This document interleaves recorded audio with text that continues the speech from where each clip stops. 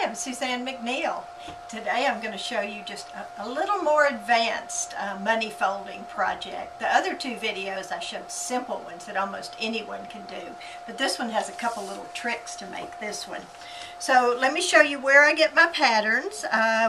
Design Originals has two money folding books. These are the best books in the market because they have such nice large illustrations and such thorough instructions. All the keys make them really, really easy to follow. And the projects are not just money folding, they're made into cards and pencils and little gifts, just everything. What fun.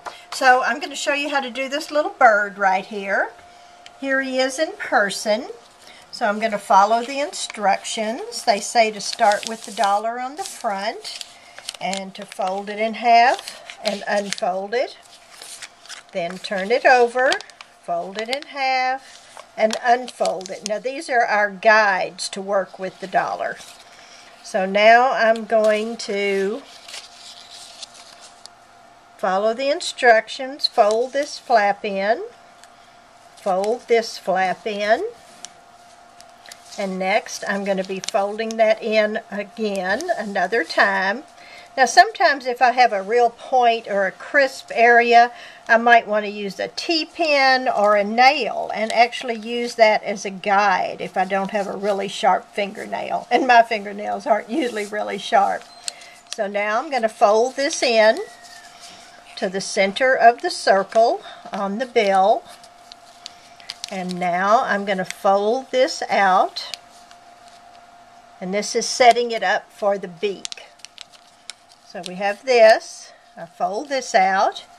And now I'm going to fold this to that same line. And this is the little beak.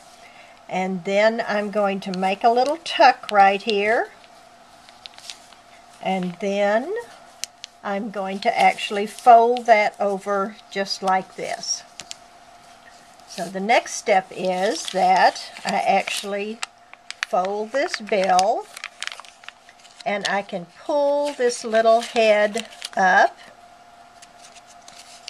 until it looks like the little bird's head, and I fold this back to make his shoulders.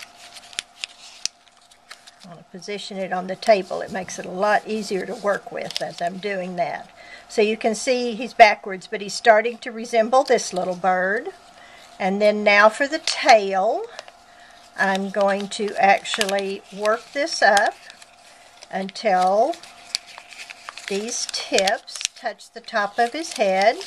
You can see this one's a little tricky. You really have to pay attention to what you're doing on this one. Where the first two YouTubes were a lot easier.